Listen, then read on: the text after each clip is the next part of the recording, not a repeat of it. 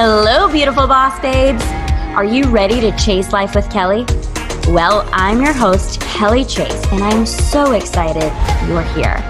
We are going to talk about all things love, dating, relationships, money mindset. We're going to dive deep into self-love, worthiness. I am going to bring on some incredibly empowering guests. We're going to have fun, we're going to laugh, and perhaps we're even going to shed some tears together. I am here to empower you, inspire you, and motivate you to create the life you crave.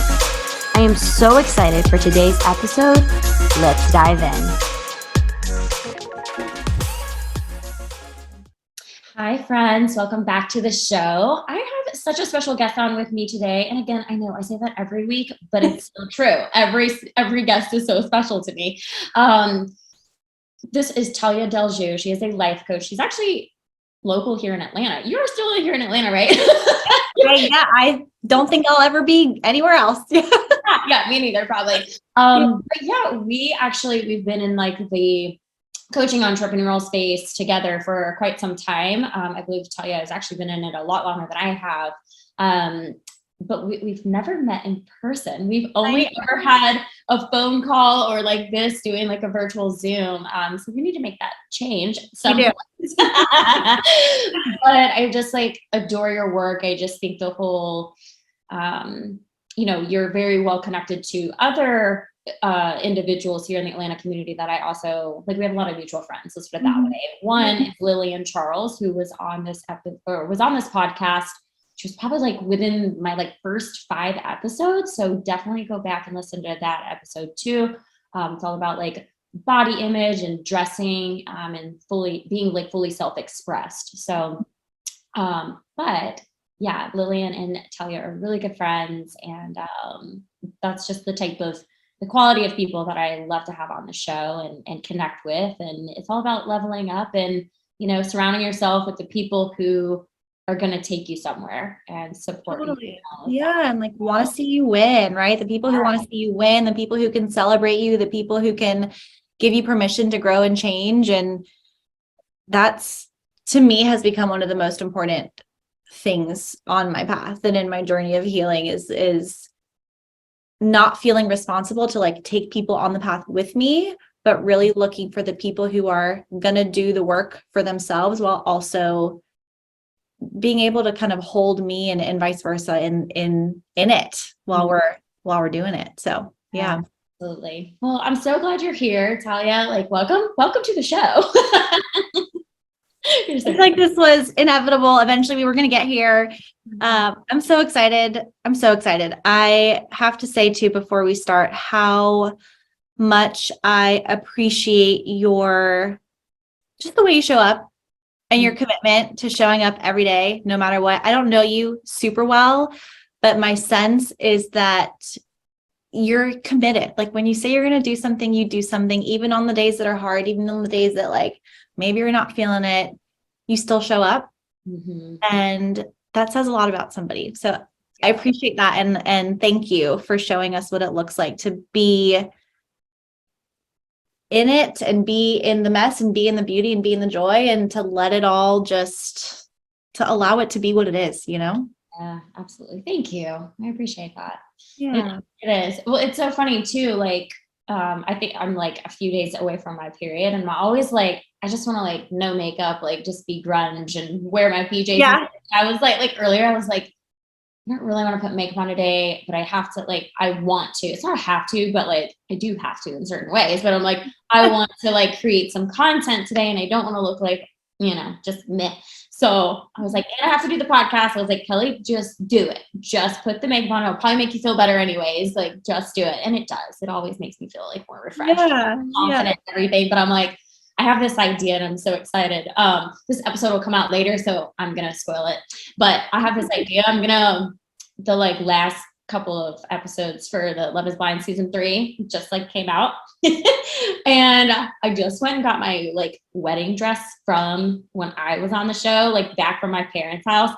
And I'm totally going to wear the dress and create content in the dress. Hell yeah. Hell yeah. I love that so much. like, I don't think I've put my dress on since I wore it in 2018, like for the actual wedding. So Wow. we're gonna have a moment. Yeah, listen, talk about bringing some things full circle and just revisiting some things perhaps. Yeah, absolutely. Yeah. Okay. So tell the listeners, who are you? What do you do? I know I mentioned your life coach, but I know that can be a very broad Yeah. title. So yeah, we'd love to know and go into bits of your story. Like I want to know like Yeah. the scenes. So I have been in this space. I've been coaching for a little over 10 years now, which is insane and crazy and amazing. And what a gift. But it wasn't really until the past 2 years that I got super clear on the thing, right? Like I think as coaches and entrepreneurs, as people in the space, there's so many things, so many problems to solve, so many types of people to work with. And I've landed in this beautiful spot of inner child work with my clients, but mostly with myself. My business is like constantly evolving because it's such an expression of who I am. And so I allow it to change as I grow and as I change. But my focus in my practice now is inner child work. And I've kind of made it my like duty and my mission to change the narrative around inner child work, or at least maybe not change it, but expand it so that it's not just something that we turn to in times of needing to heal, trauma, or it's not just for folks who've had really difficult or painful or traumatic childhoods. And I think generally it tends to be associated with trauma. And what I've kind of come to see and notice over the years is this pattern of needs, right? We've all got needs, some of which are met, some of which are not met, some of which we expect other people to meet. And so to kind of like bring that full circle, for me, the inner child work is in understanding the needs that were never met, right? Mm-hmm. From an early stage in life, in those formative years, under the age of 10, when certain needs go unmet, we fill in the blank and we create beliefs about ourselves. Oh, I guess I didn't get that love because I'm not worthy of it, right? Because no one told me otherwise. And it's a big kind of question mark in my brain. Why did that happen? Or why didn't that happen? I'm going to come up with an answer in my own mind.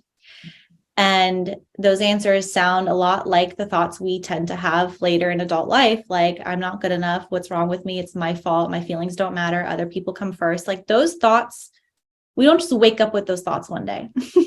Right. Those thoughts, like they come from somewhere and they feel very true to a part of us, even though logically we might know, okay, no, I know not everything's my fault, but a part of me very much feels like whenever something goes wrong, she's the one to blame. That's deep shit, right? Like that's real, that's deep. And I think often we don't know, it's this like contrast between, again, like logically, I know it's not true, but it feels so true. So like, how do I exist within this? And what do I do about this? And can this ever change? And will I ever feel different? And what's wrong with me? Why is it not working? Why do I still think this way? Why can't I just be happy? And then we can turn the page and talk about like toxic positivity. I'll put a pin in that for a moment, but that's my world. It's inner child work. It's life direction, but really choosing what life looks like and making decisions about what's next from a place that's healed, not from a place that's wounded or kind of stuck in these old beliefs that just are no longer aligned, no longer true, no longer working for the life we are wanting to and hoping to create moving forward. Mm-hmm. I love that. I absolutely love that. And I know I shared a little inner child story with you before we started recording, and I've mentioned it a handful of times on this podcast, but it's to reiterate, it's that like, what is wrong with me? That has been mine, and of course that goes into your worth of like not enoughness, basically, like, why wasn't I chosen for that? And granted, it was a little 4-year-old in preschool that, said I couldn't play with her and the other little girls. That is my first memory of my first rejection, more or less. And then as time has passed, and now I'm 37, it's like all the guys that haven't chosen me in a romantic way back and things like that. Like, it was funny because my my mom tells this story still all the time, but she was like, yeah, like when I picked you up from preschool that day, you were crying and it was just so sad. And you were like, I will never not have friends ever again. And she was Wow. like, and I swear to God, you have lived by that because you have the most friends that I know. I'm like, that's right.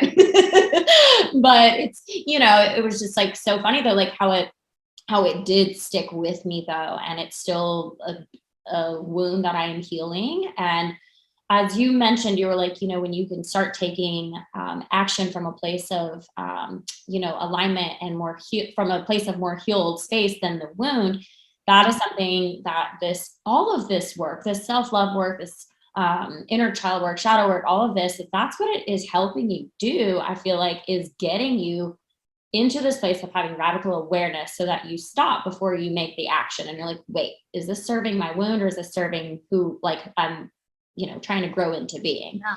And that's something that I had a situation, relationship, or that I had to let go of recently. And I still want to be friends with the person, but I'm like, okay, when I get that like temptation to reach out, is it the temptation that is coming from the wounded part of me? Like, okay, we've had enough time apart. Like, let me touch base again, but like, is the intention behind it? Like, and so I stop myself and I'm like, Kelly, just go another hour, go another hour. And then I'm like, yay, you made it 24 hours without and I haven't reached out to this person, but, I will eventually. We didn't end on bad terms. We just knew it was not something that was going to work. Right. So, but there's, I had to ask myself that. I was like, am I wanting to do something from a place of like the lack and like I need this? Is it an attachment because I need it, because without it I'll start feeling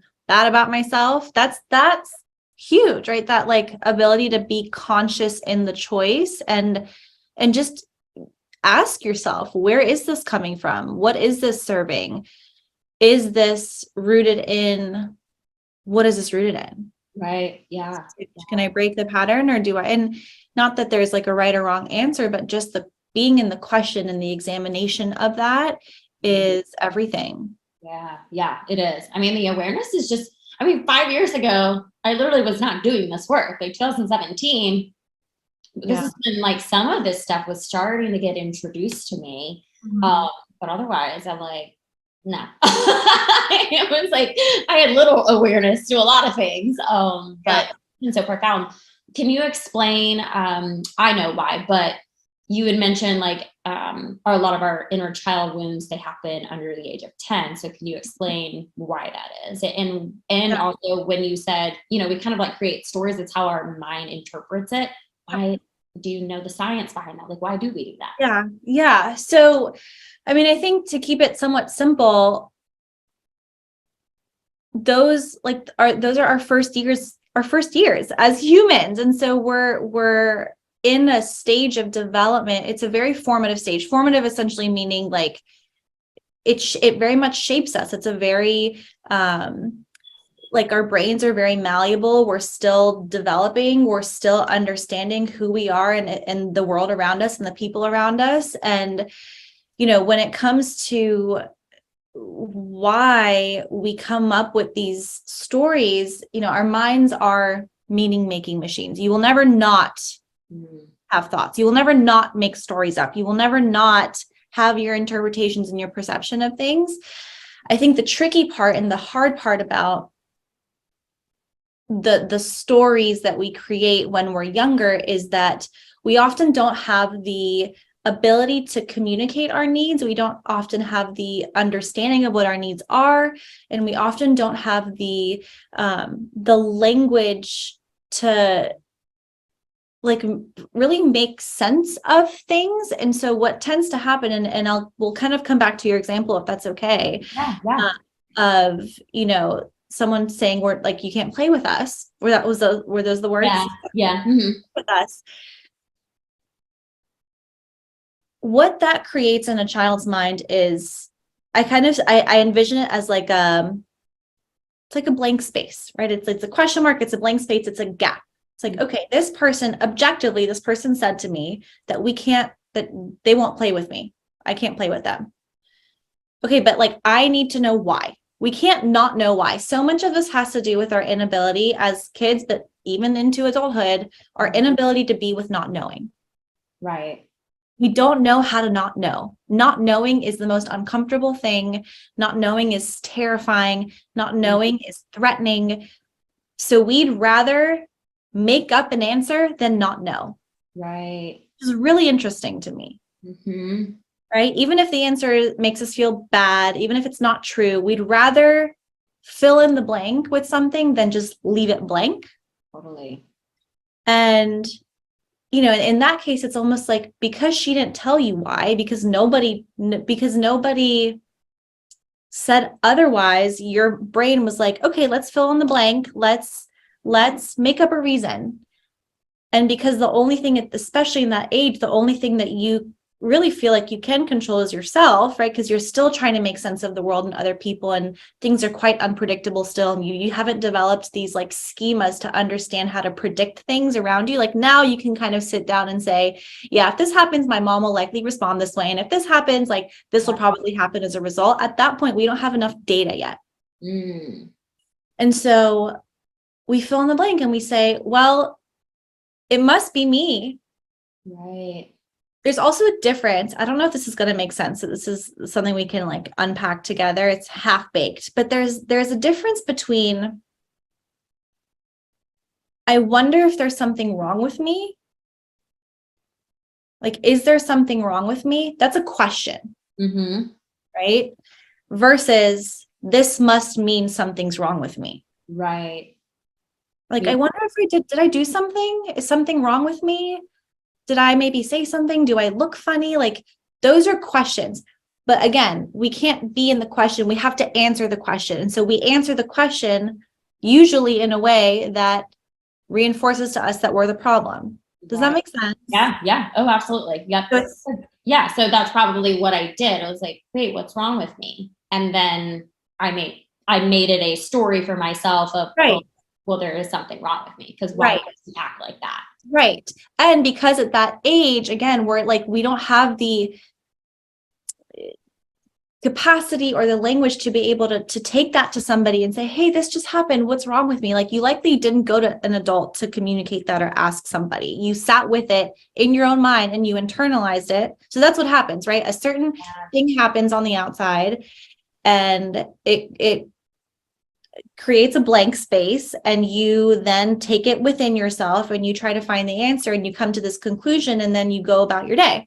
Right. And nobody around you, no adult, nobody knows what's happening inside of your head. So nobody can come to you and say, hey, Kelly, I saw this just happened. This might be what you made it mean. Here's a question you're probably asking. Here's how you probably filled in that question. Here's your answer. Let me guide you through this, and let me actually offer you a different resolution. Let me offer you another thing to consider. Like, we're not having these conversations when we're 4 years old. Right. And we're not even conscious that this is happening inside of us. It's so like, it really is that fast. And the minute that we create this, we come to this conclusion, we fill in the blank, we have this answer, oh, something must be wrong with me. Because again, we're in this stage of life where we're trying to build these schemas and collect these data points and be able to predict our environment. We've now come to this conclusion. And now what do? We find all the evidence to prove that right. It's like, see, told you, your teacher said that, and that's because something's wrong with you. See, that happened. That's also because something's wrong with you. So we continue to, like, it gets bigger and bigger and bigger and bigger. And we collect more evidence and more evidence and more evidence until it's not just a thought anymore. It's a core belief. It's just a part of who we are. It's how we think. It's how we see the world. It's how we interpret other people's behaviors. And it's just the way things are. Yeah. And, we talked about this before we hit record. Like, it really can be just one person saying one thing on a random day. Right. And it having a lasting impression the way it did on you is understandable. It makes sense. It doesn't mean you were too sensitive or too weak or too whatever. It's just a part of like development. Right.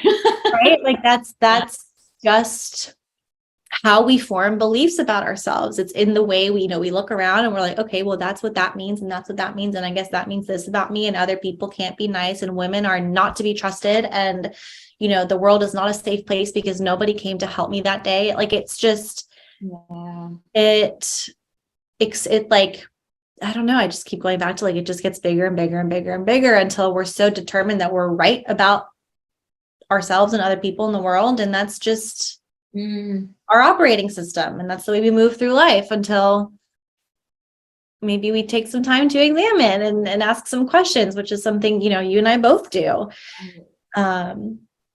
Yeah, long answer to your question, but that was so helpful. No, that was good. I love it. That was good. Well, it's, I feel like some of my listeners are doing this type of work and others are new to it. So it's helpful to put the explanation behind the science behind, and like really explain what is actually going on. Like, why do we do the things that we do, and it doesn't make us right or wrong. It just is. And right. And then, I was thinking too, this didn't happen. I mean, my mom, I feel like, acknowledged and validated me, but say after that scenario, had my mom been like, well, they're just silly, like, get over it or something like that, that would have created another story. Yes. That and then that would have like built on that. And I'm like, or how in those moments our parents can project their own stuff onto us, right? How likely could it be that a mom in that moment would have also projected her own stuff and said, yep, so honey, girls are mean. Right. And then it would have created a story around like me probably not having trust in girls and all that. Or thinking girls are out to get me. Right. It's so layered, and to that, and this will take us in a totally different direction, which we don't have to go down if you don't want to, but like the intergenerational piece to it and what's passed down and what we carry that's not ours, and what we learn from what we see our parents do or not do, and just the stuff that's passed on and down, and that we either get to continue perpetuating or we get to kind of say, yeah, this kind of stops here. Right. That's a whole other bucket of the work, and brings up a whole other like side of things in terms of family and choosing to do things a bit differently, and some of the stickiness that can come with that. But it's that, right? It's in how do our parents in those moments respond to us? Do they validate? Do they acknowledge? Or do they dismiss? Do they downplay? Do they ignore? Do they try to fix it? Right? Because even that, like even having a parent try to fix things can often, not all the time, but can often then create a belief that like I am broken. I need to be fixed. I need a problem to be solved, versus being worthy enough of someone just coming and sitting down next to me and saying, tell me what happened. Just tell me what happened. Yeah. Right. Which is a lot of what the like reparenting and inner child work looks like, at least for me in adult life. It's accessing and connecting to those parts of me and sitting with her and just asking, like, what happened? How was that? That sounds really hard. Tell me more. What else? We just don't learn. We don't learn how to do that. I know. It's like the stuff is not taught in school.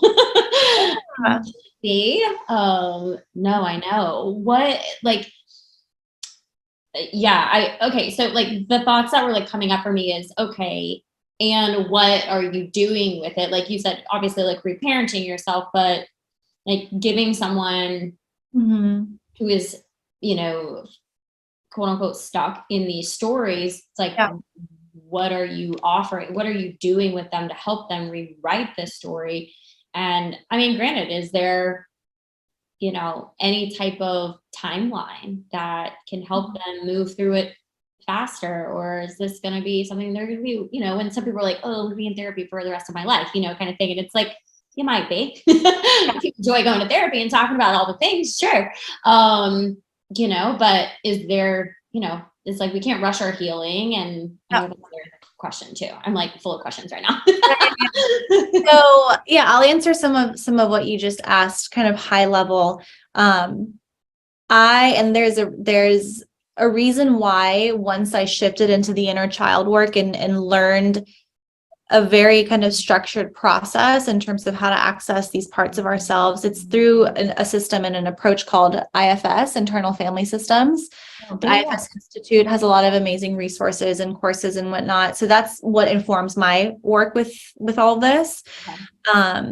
And it's the reason why I started offering 90-minute sessions. I initially, for the longest time, only did, 3 months of private coaching, and it was kind of this whole thing. And once I saw how quickly and how powerfully we can connect to these parts and heal these wounds and heal these beliefs, I was like, I don't need 3 months. Give me a fucking hour. Like, it really can be that fast. Yeah. Not in a way that's rushing or bypassing or ignoring the depth and the kind of magnitude of some of these things. But if you are held in the right space and if you are walked and guided through the right process, this work can actually be quite, dare I say, easy. And I say that knowing that, like, for a lot of people, what stops them is the fear of it being too overwhelming. I'm going to get like stuck in this big black hole and I'm never going to come out, and it's going to just like hurt too much. It's going to be too painful. I won't be able to handle it.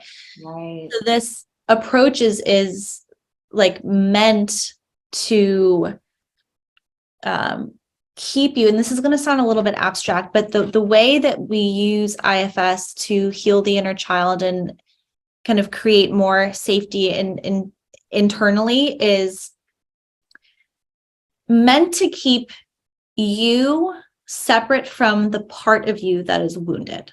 Okay. So this is kind of like the core philosophy or the core tenet of this practice and of this approach specifically is this idea that there's the you that's kind of like capital S self. This is the self that is untouchable, unshakable, unbroken, whole and complete. This is your soul self. This is your higher self. Whatever language resonates, use that for yourself. You have that, and then you have, I kind of envision this as a solar system. So you have you at the center of the solar system. You are the sun. This is the self core essence of who you are. And then around the sun, you've got all the little planets. The planets are all the different parts of you that at some point in your life had a certain experience, had a certain moment, had a certain feeling, had a certain thought, had a certain fear, doubt, wound, whatever. And these parts of us are a part of our system. They're just kind of dancing around us. And every now and then one part might get triggered and take over. And another part might come in and kind of be on that part's team and on that part's side. And so we've got these like little tiny humans almost inside of us with their own worlds and their own worldviews and their own thoughts and fears and feelings and all that. So to come back to what I was saying, the idea and what kind of helps the process is this space that we get to create between you and the part of you that's wounded. And from that place, you get to observe this part of you, you get to talk to this part of you, but you are not that part itself. Right. You're connected to it. And at that point, it's about how you regard it. Do you speak to that part as if it's wrong and bad and broken? Or do you speak to that part with curiosity and compassion and like genuine, like a genuine desire to understand it? Right. Okay. So that's reparenting. Right. Exactly. Responding in the way that you wished you had been responded to maybe in the past or something. 100%. Okay. Yeah. 100%. And it's interesting. I made a little voice note in the car on the way here about it. I went to see Alex L. I don't know if you're familiar with her. She calls herself a restorative writer. She's written some amazing books. After the Rain is one of them. She just released a book called How We Heal. Okay. She was in Atlanta last night doing a kind of a book tour, and we were talking about, how, like, when is it time for someone to do this work? Like, what needs to happen? Or like, when do we know that we need to go inside and heal our inner child? Yeah. Great. And I'm sure everyone's got their own answer from personal experience. For me, the moment I realized I had to heal my inner child was when I was able to no longer make my mom responsible for meeting my needs. Ah. I can explain that a little bit more if that's helpful. Let's expand, but I feel like where you're going. So my biggest wound, that again started as a child in my early life. Also caveat, which it's interesting that I still feel the need to caveat this, but I think this is important to note for people who are like, I don't know if I really need to do inner child work. I had a great childhood. Yeah. I did too. Right? I had a great childhood. And it's interesting because when I first started doing inner child work, I was like, I don't want to insult my parents by I don't want them to think that they did a bad job. I don't want them to think that I think that. So anyways, I had a great childhood, and still inevitably I had certain needs that were never met, that created the belief, that built out a story, that collected evidence, . So my whole thing growing up was always being told to get over it. Mm-hmm. Always being told to put a smile on, always being told that I should just be happy. Look, you so much to be grateful for. You should just and again, how I internalized every one of those moments and messages was, well, I guess what I'm feeling is wrong. Right. Right.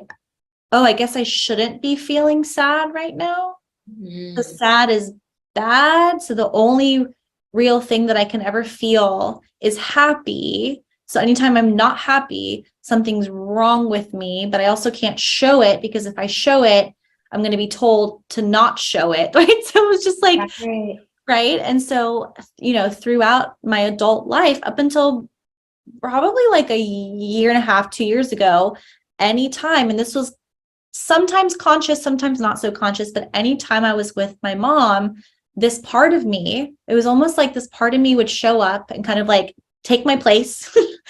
And I felt like a little girl who still needed mommy to ask her how she was feeling, or to notice how she was feeling and to hold space for it or to validate it.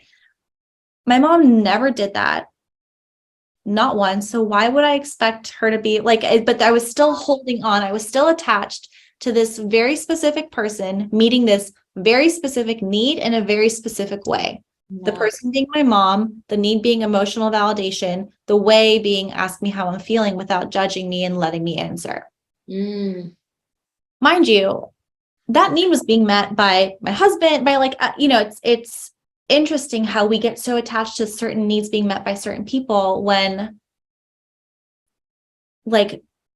it's not actually, I don't actually need my mom to do this for me. Right. It'd be really fucking nice, but and I did need it then because she was the only person. But now, do I need it? Do I have to be so attached, or would I actually be okay without it? And that was the turning point for me, was no longer attaching myself to this specific person meeting this specific need in this specific way. And when I could release her of that responsibility, not only was I able to appreciate the people who were filling that need for me in other ways, but really ultimately it's that's my job. Right. I'm not a kid. I'm not a child. And that, I get chills when I say that, because I think so many of us move through life being am I ever going to feel grown up? Right. I still feel like a kid who needs certain things. And of course we're always going to have needs, but there was a moment where I was I'm fully capable, and her giving it to me, her not giving it to me does not, my survival does not depend on it. So right. that shift into really a shift into adulthood for me, where I realized, okay, it's now my job to fill this need. It's now my job to be the parent to myself. It's now my job to go inside and heal this wound. That I think was the turning point. Yeah. And I could I mean, I resonate on so many levels, like not just with myself, but I have a sister too. And I feel like that just was like so perfect for that relationship as well. Yeah. Okay. So did you use the internal family systems and like the parts Mm-hmm. reality in order to be able to heal that? And Yeah. yeah. And like Yeah. make So yeah. Yes. Short answer is yes. Long answer, maybe not too long, but my fuller answer is what's helped me heal that part of me. Yes, there was some work in kind of dog barks and door. Something's got going on right now. Um, there were like a couple different moments and memories that I kind of felt that I had like frozen in time in a little bit. And often, with these beliefs, again, it comes from a place, it comes from a moment, it comes from a memory. And so part of the work is going back into that place. And I every time I talk about this, I want to remind people that like going back there does not mean reliving it. It does not mean you get overwhelmed with all the feelings and you're back in that place of trauma or whatever it was. But it's more so like watching that part of you, almost like it's a scene from a movie. Right.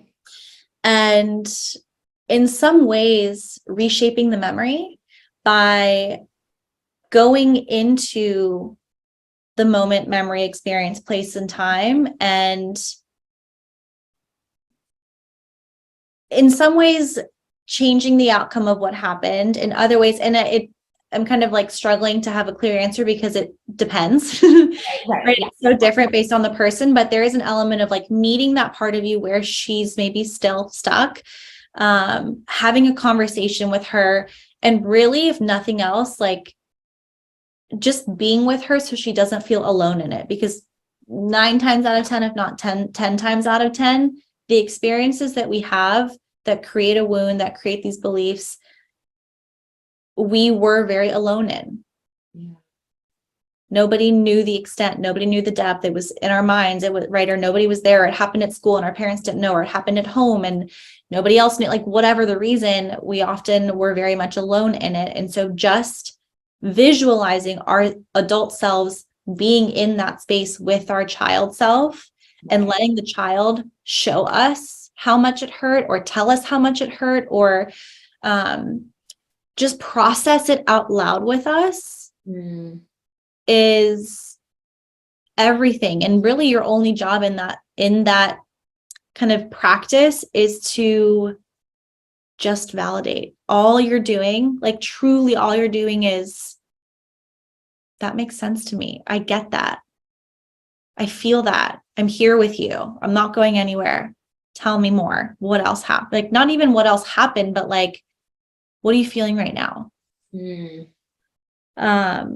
So there's some of that happens. And then there's a process called retrieval where you can ask this part of you, this child part of you, if they want to be taken somewhere else. So they're not in that space anymore, wherever the thing happened.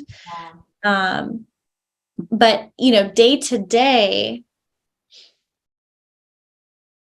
my work with this inner child part of me is to continuously validate my own feelings. So anytime I feel anything, any anxiety, any guilt, any sense of like over responsibility, instead of being like, why am I feeling this way again? I healed this part of me already, or I shouldn't be feeling this way. Like that became my own dialogue. I heard I shouldn't be feeling this way.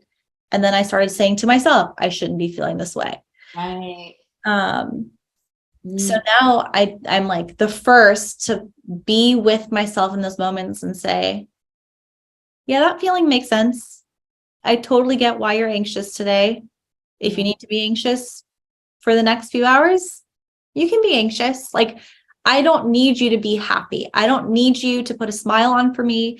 I don't need you to be in a better mood. You can feel however you're feeling. I love you regardless. Like that is that's daily dialogue for me. Both like mentally, but also I journal every morning.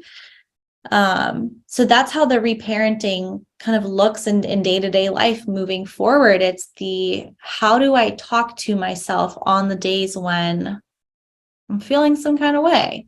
Yeah.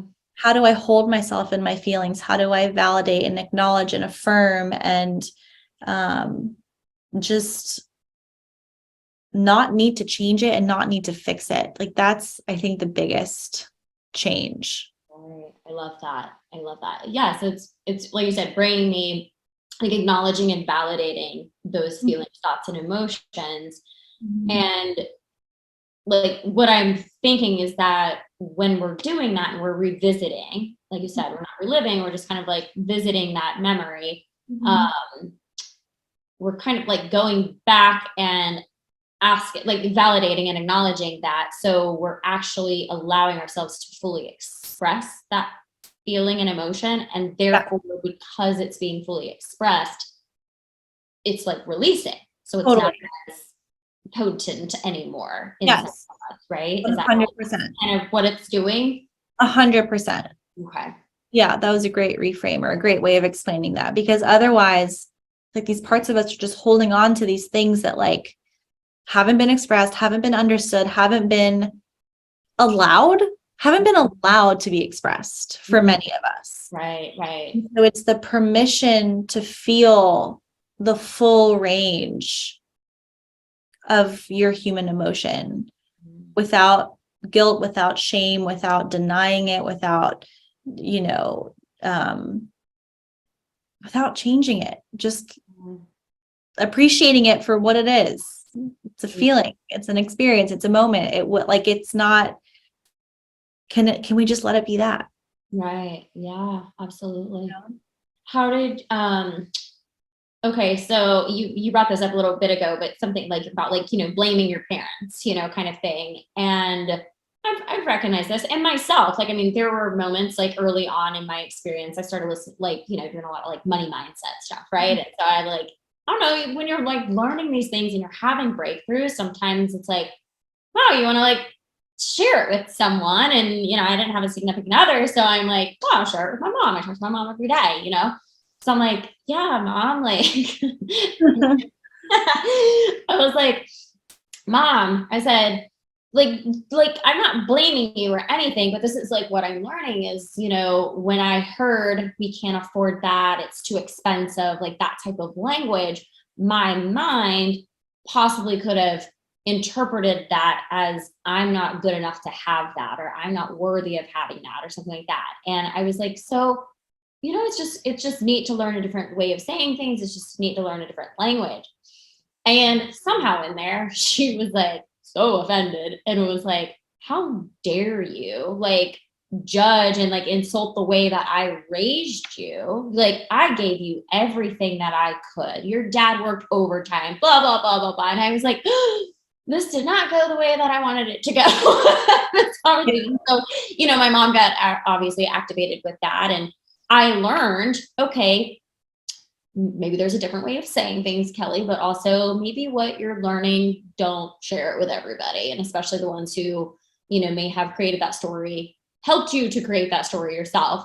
But what was fascinating was, I want to say it was maybe like 3 weeks later or something. This was, I don't know, maybe like 2 summers ago. And I went home and, my mom says something. We're like sitting around our pool in our family backyard, and my mom said something like, oh yeah, your dad and I are just trying to we're trying to like do something, but it's just like not financially aligned for us right now. And I looked at my mom and I was like, I'm sorry, what? I was like, what did you just say? And she was like, it's just not financially aligned. Your father and I are trying to use better language. And I was like, holy shit. Oh. So like, although she got irritated, she was able to acknowledge what I said after the fact. I mean, I didn't lean into it after that. I was like, whoa, that just hit a nerve and I am not going there again, kind of thing. But how do you, I guess, like, I'm sure you've worked with clients maybe that have experiences where they do blame, they do become the victim. And how do you get them out of that so that they can clearly just, as you said, release that responsibility from their parents? Yeah. Yeah. Well, can I first respond to the way your mom responded? Yeah, absolutely. Of course she got triggered by Yeah, that. of course. Right? I think it's safe to assume that most parents, if not all parents, have an insecurity around the way they parented and if there was something they could have done better and if they did something wrong. Right. So if that's already something in her psyche, I did something wrong. I wasn't as good of a mom as I should have been. And then you come and present this very objective, neutral piece of feedback to her. That part of her is going to immediately take that as evidence. It's like, see, told you were a shitty mom. It's like, that's not what you were saying at all. Right. But that's it's interesting because this happened last night with my husband in a conversation he was having with a family member. This is the hardest part in the healing work, is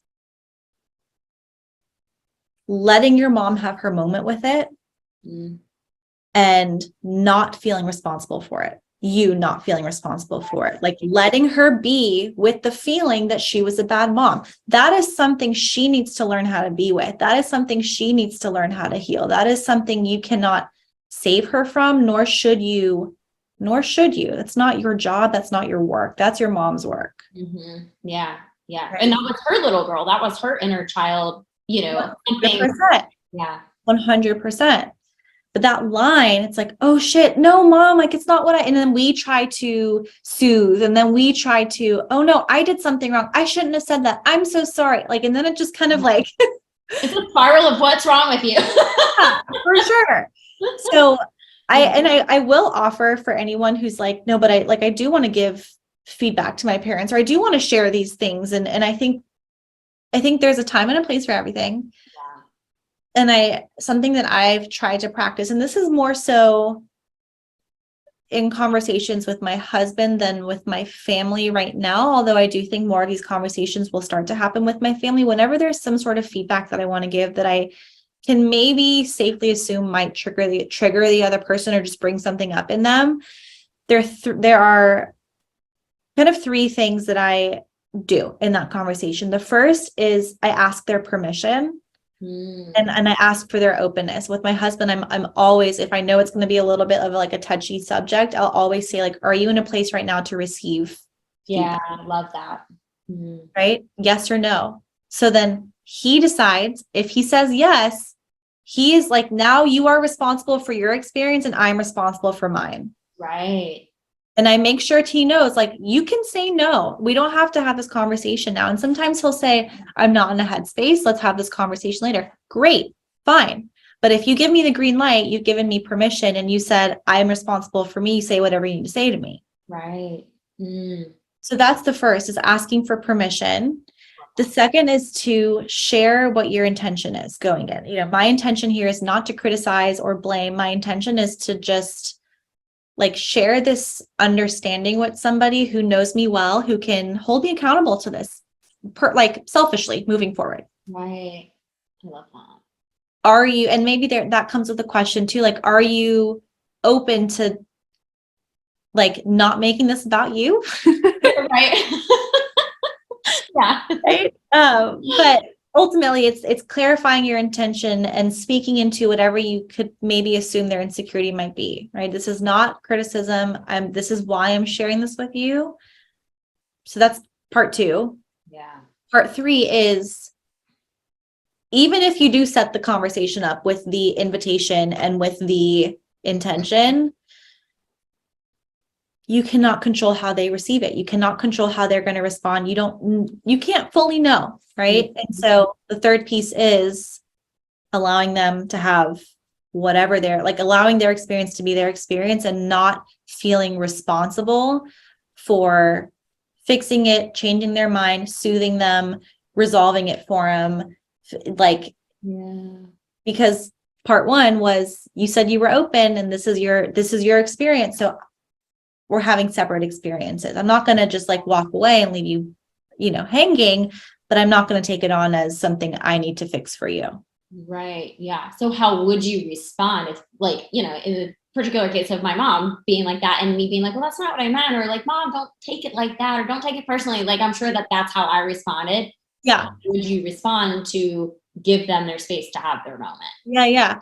I would valid, and I'll do a kind of like a live example of it, but I would just reflect back what I'm noticing and just let it happen. So what that might sound like is,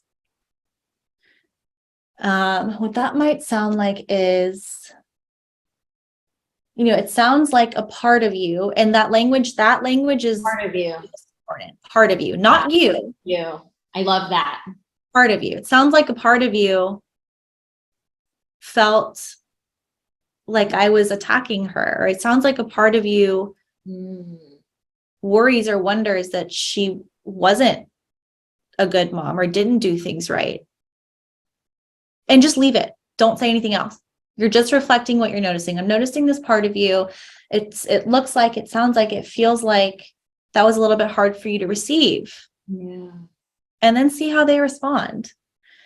It's the mirror. It's like, just hold up the mirror. And here's what I'm seeing. Are you seeing that too? What's this about? Can we stay curious? Can we stay compassionate? Can we look at this together at this part of you, not you, but at this part of you that's feeling some kind of way about getting this feedback? It's interesting that you took this to mean that you weren't a good mom. I wonder why. I wonder why you came to that conclusion so quickly. That's not what I said. I love that. So, yeah. I feel like my mom would just like break down in tears. Like, we would have a moment for sure. Oh, for sure. I mean, but that's so beautifully said. Yeah. And I see you. Totally. I see you. This is not mine, No. but but I can hold space for it. I'm not going to bring it into my space, but I can hold space for you in it. And and again, like, it makes sense to me, Mom, that you kind of took it that way. Makes sense to me that you jumped to that conclusion, and that was not my intention, but yeah, I could see how that might make you feel that way. Yeah. Oh, I love that. Yeah. It's so good. I'm learning so much right now too myself. I'm like, I'm trying to be a lot better. I mean, I love that you said that about like, I recognize this part of you. Speaking to the part, because I feel like, I mean, in my own situations that I experience, I think that that's the biggest thing. Like when I get triggered is when someone's like, well, you. I'm like, no, not me. Yeah.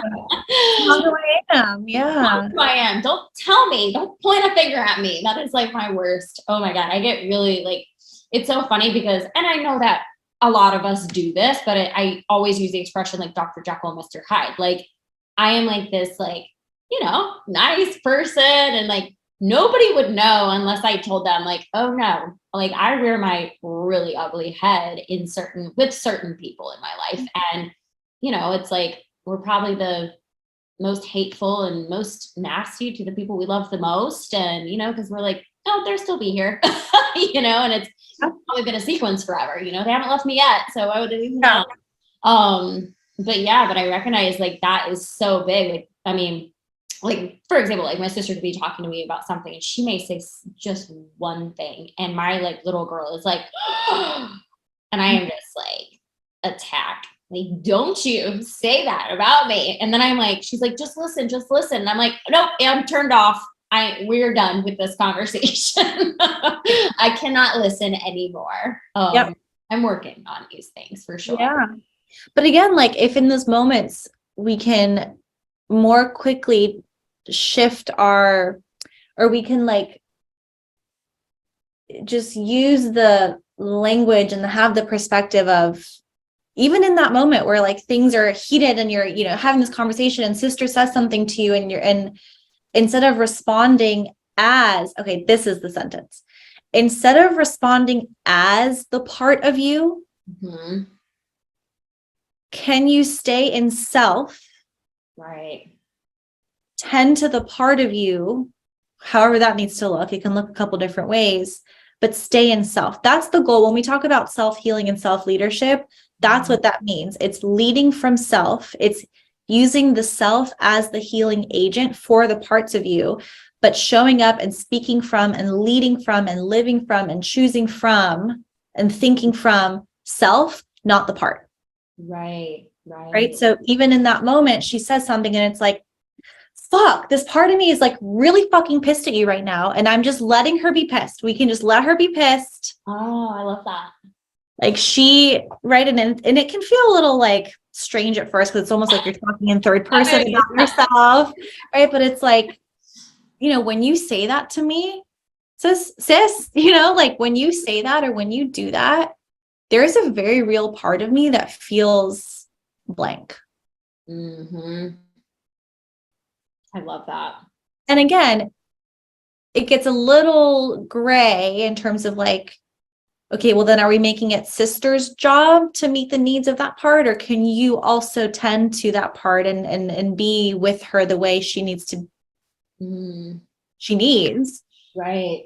Or are we blaming and saying, look how you made her feel, like you have to fix this. Like she can't fully know and understand the way you can fully know and understand how a part of you inside is feeling, Yeah, absolutely. Absolutely. Yeah. Something you just said too, it's like, no one can like kind of like make you feel a certain way because that is your own responsibility and everything to feel a certain way, I guess. But I had a guest on, this was a couple of months ago, but I said I was storytelling and I said something and he corrected me and was like, he didn't make you feel that way. That's how you felt. And I was like, oh, wow, that's powerful. I was like, you're right. That was something inside of me. Like whatever story I was sharing, I was like, you're right. That is something inside of me was activated and that's my responsibility to work on that and heal that. No one can make me feel a certain way. Do I feel a certain way based on an experience? Sure. But I am the one that is responsible and in control of those feelings. Well, yeah, because the feeling comes from the interpretation and the meaning that I created. Right. It's like a perception. It's right. Like, yeah. So no, my mom never told me that my feelings didn't matter. Right. I made that up because that's how I interpreted her words or her lack of words. Right. Mm-hmm. So yeah, it was that question mark. Right. So who's to blame? Like, and what is blaming going to do? Blaming just keeps me in victim, makes her the villain, makes me wait for the hero. It keeps me in this drama triangle. Nothing ever happens when I'm sitting in any one of those three corners of that triangle. Totally. And blaming also kind of feels good because as long as I'm blaming, I don't have to do anything about it. Yeah. Mm-hmm. So there's that. That's true. There's that. It's so true though. Oh my gosh. I know it's funny because I was actually having a discussion with my sister last night and we both got activated per usual. And like I journaled a little bit when I got home and then journaled this morning about it. And I was like, just taking the responsibility and acknowledging things after I had calmed down, and I could actually see what I was actually going through in that moment. And also like how I was, because I had gotten so triggered, I was turned off. I wasn't listening anymore. I could hear her. So I could hear her. So I knew what she was saying. Yeah. It's just like, I couldn't get myself to like the agreement of like, okay, well, actually you're right or whatever, So in my journaling this morning, I was able to be like, what she was saying wasn't wrong. It just, that's how she was feeling. But I also was feeling this way. And what can I do to be better? What can I do to show up differently and improve this? Yeah. To avoid the next time. Okay. Yeah. Which is interesting because I feel like even that can bring up, I would assume a very common part that might come up for somebody in that is, why do I always have to be the bigger person? Right. Like, why can't someone else take responsibility? That's also a childhood wound for sure. Yeah. It's like, why is it always me? Why do I always have to be the one to blank, to be responsible, to be nice, to whatever? What a heavy responsibility to carry when you're 5 years old. Yeah. but it's what you get used to. So it feels comfortable and it just shapes your personality. It's just kind of who you are. And so you carry that on and you keep it in your backpack until you're like, this backpack's fucking heavy. It's like, Yeah, absolutely.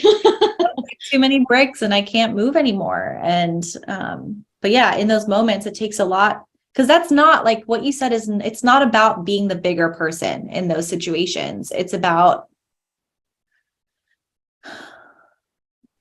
like, really, it's about being like choosing to feel good, choosing to feel better about it and realizing like, oh, I can do that. I can do that for myself without anything changing around me. Like I can choose to feel better about this by looking at the role I played and like the number of times still the people who I'm like, this person never apologized, this person never apologized, this person never apologized. Why did I feel the need to apologize to them? I apologized when they were the one who did something wrong in the first place. Right. But my ability to step in and take ownership and apologize again was not me being the bigger person. It was me doing what I could in facilitating my healing in a way that wasn't dependent on their ego, their timing, their timeline, their capacity. Like I have to take this into my own hands for me, not because I'm trying to be better than you or be the bigger person. And then we're like in this weird power dynamic. Yeah. That felt like a jumble of thoughts, but It made sense. great. Glad to hear. No, I totally get that. Okay. What about, I've learned that we obviously can't, rush someone else's healing. We can't make them do this healing work, things like that. How do you, I guess like with your clients who come to you and they're like, my husband or my sister or my mom or my dad or my best friend, like I'm doing all this work, but they're not doing it. So they don't understand what I'm doing. And, but they, I understand like all this work has just, it's created so much more inner peace within me, so a lot more peace and joy and happiness within me. And feeling more worthy and self-love and all of that. And of course I want everybody to feel the way that I feel, but I can't make people do things, but how do you lead by example, encourage, invite people versus, well, you need to go do your healing work, kind of thing, which I am familiar with that language. Yeah. Yeah. So there are a lot of different angles and kind of like ways to answer that question.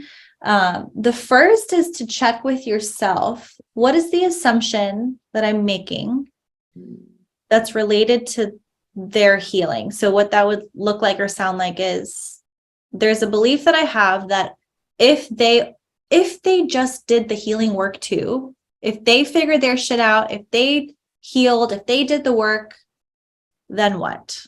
Then I could finally relax. Then I could like actually be at peace.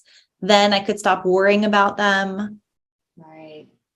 So that's an important thing to ask yourself first. Why do you, because that's an attachment, right? Like that's like, I need them to also heal so that I can blank. Right. I feel that. The other layer to it is our fear of leaving people behind.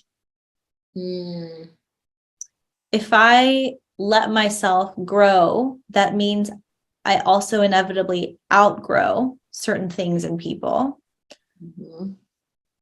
Yeah, this fear of leaving people behind, and will they be okay without me?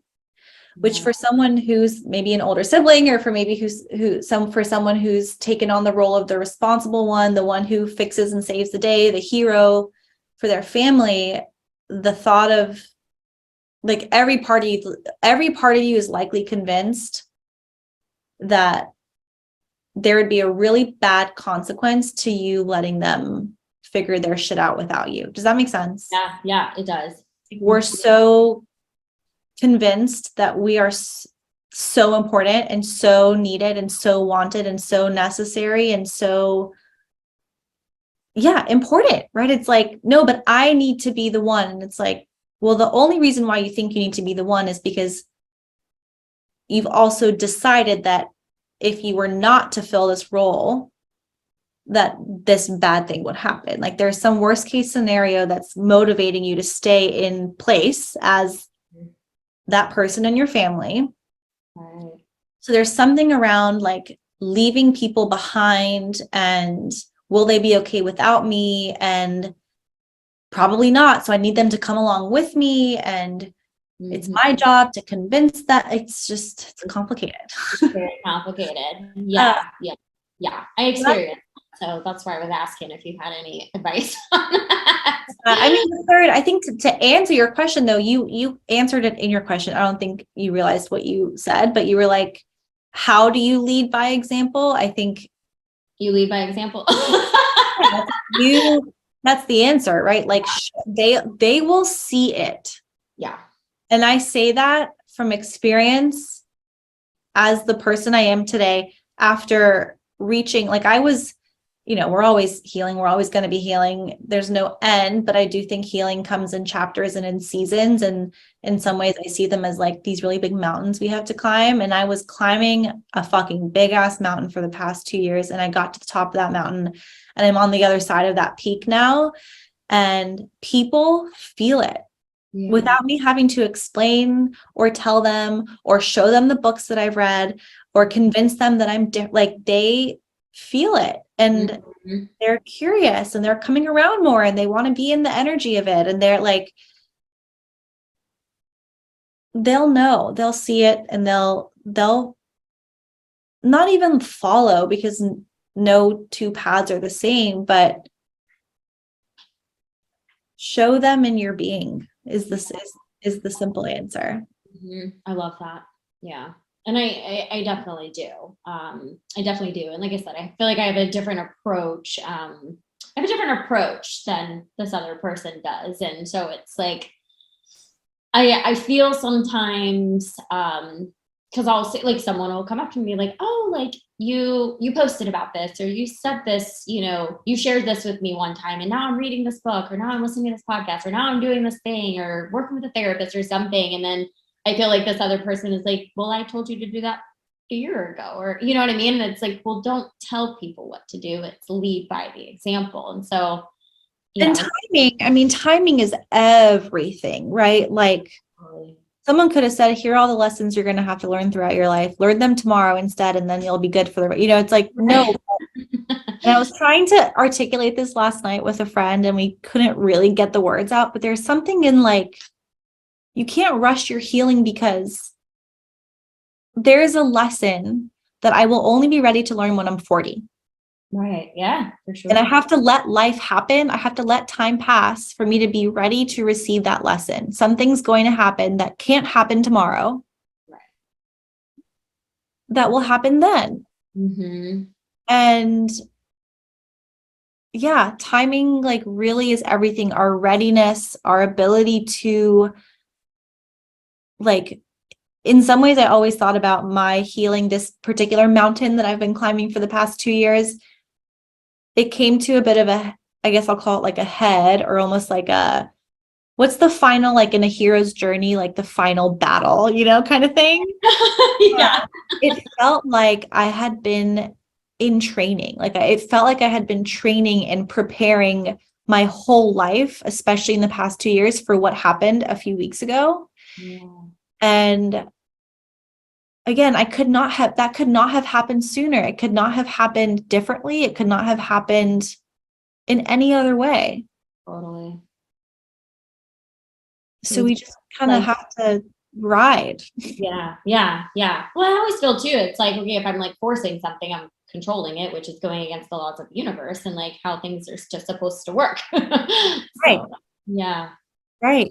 And I could not have planned for what happened to happen. I could not have known until the day that it was happening, that it was going to happen, which I think does require like, I shouldn't say require, but for me, like having that belief in something in the universe, in kind of like divine order and divine timing, and things are always working out for me. Like if I didn't have those anchoring me, it would have been a really fucking hard couple of years. Totally. But everything that happened, miscarriage number one, miscarriage number two, along with everything else, I knew this year specifically, as these things were happening, I was like, okay, this miscarriage just means something else has to happen before I'm ready to have a kid. Like, this was the best thing that could have happened.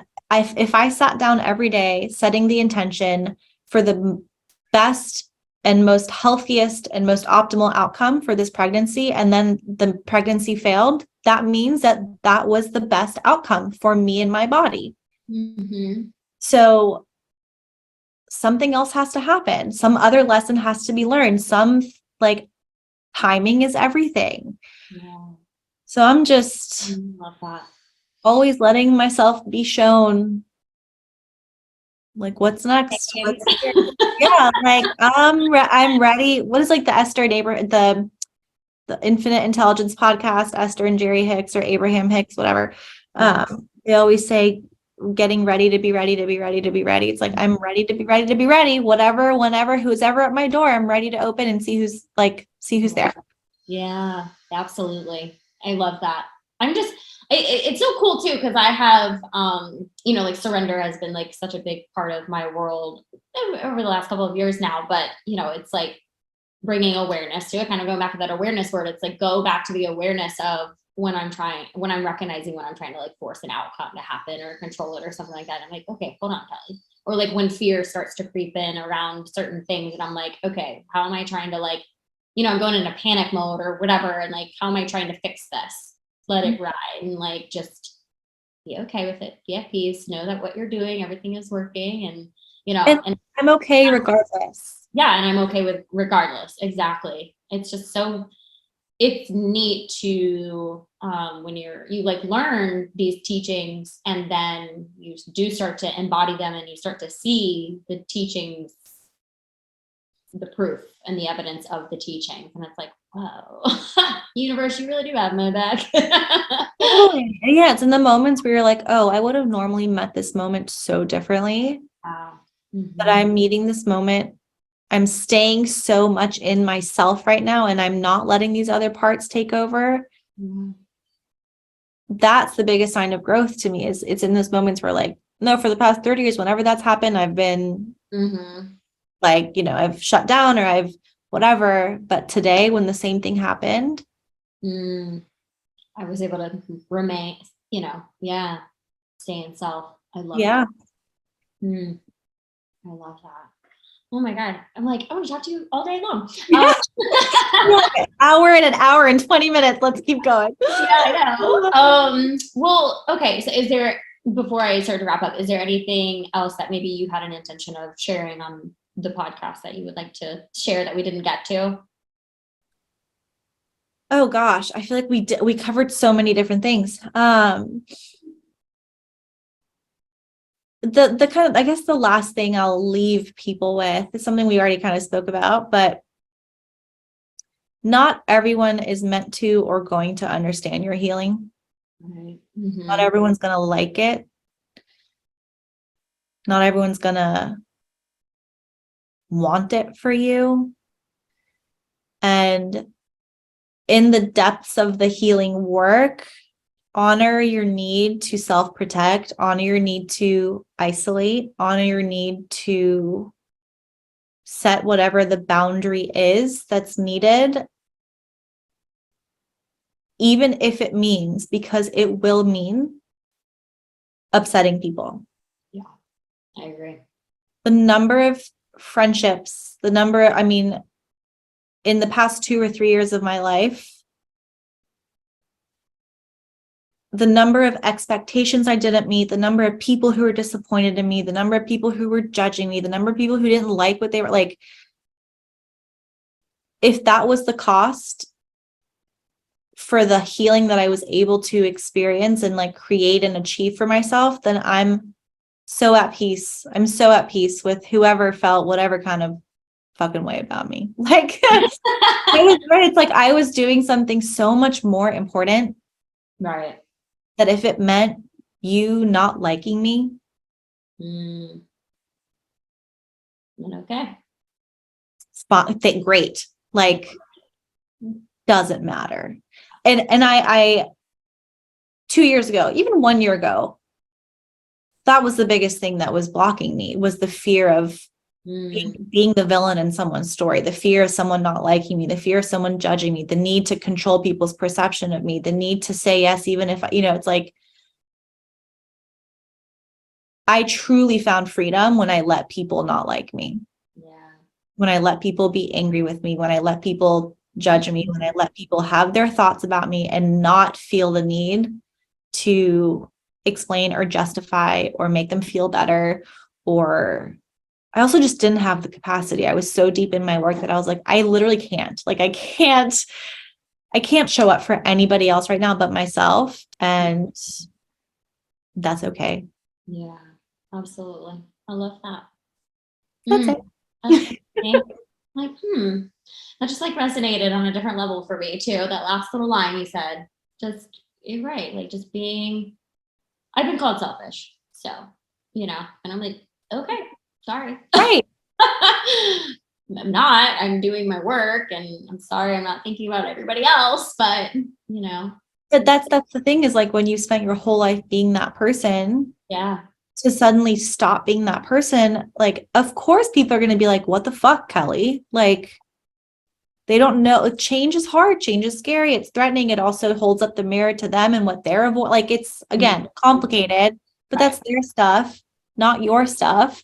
And the people who matter, it's like cheesy, but it's true. Like, the people who matter will still be there. Like, I have people who I've circled back with literally in the past 2 weeks, once I've kind of come out of the other side of my, dark night of the soul, fucking cave woman shit for 2 years. Like, I literally had a conversation with a friend where I was like, I said straight up to her, I was like, if us having a rocky couple of years in our friendship was the cost of me being able to get to where I am today, then I'm good with that. All I ask is that moving forward, you honor my seasons, because I will have seasons where I go into my little cave and I go, like, this is the path I've chosen. right. And when I'm in those places, I need to protect myself. I need to just do my thing. And I would just appreciate that you don't judge that, and that you, like, let me do my thing without making it harder, Absolutely. So I love that. yeah, that's podcast number 2, is like friendship and relationships, and like how friendships change over time and what that means when we're doing our healing work. And like, that's a whole other, Absolutely. Yeah, I know. I'm like, I actually do probably want to get you back on and dive into those things in relationships. Yeah. Yeah. Okay. We'll have to do that. I know. You tell me when. I'm like, I've got so many stories about friendship stuff. I've been married for 3, like, the stuff. Yeah. There's so many realities and truths to healing that we don't talk often enough about. And I think because we don't talk enough about it, it can make people feel like they're doing it wrong. Mm-hmm. And we just gotta talk about it more. Yeah. Yeah. Well, then we will Okay. that, and we'll give people Thank you. Oh my gosh. So where can everybody find you? Yeah. So Instagram, that's kind of like the only place you can find me. It's just Tallia Deljou. I do have a free resource for anyone who's like, okay, inner child work sounds interesting. Where do I start? Like, what does that look like? I have a 5-day challenge, inner child challenge, that will prompt you through 5 days of just practices and prompts and questions to help you understand maybe what some of those needs were that weren't met, what your inner child needs from you now. It's fun. It's practical. It's simple. It might bring some stuff up, but it's meant to be kind of like an intro to inner child work. So I'd say start there and say hello on Instagram and follow along. Yeah, definitely give her a follow and follow her journey. It's great. I love it. Thank you so much for being here, Tallia. You're so welcome. This was so fun. If you loved this episode, please download, share, rate, and review. If you are ready to step into that next level version of you and grow your business and bank account, it's time to unleash your goddess magic and chase life with Kelly. You can start this epic expansion journey by diving into the Goddess Magic course bundle found at chaselifetogether.com. Please connect with me on Instagram at Chase Life with Kelly. Join the Chase Life with Kelly Facebook community and subscribe to my YouTube channel. Till next time, create the life you crave, babe, and chase life with Kelly.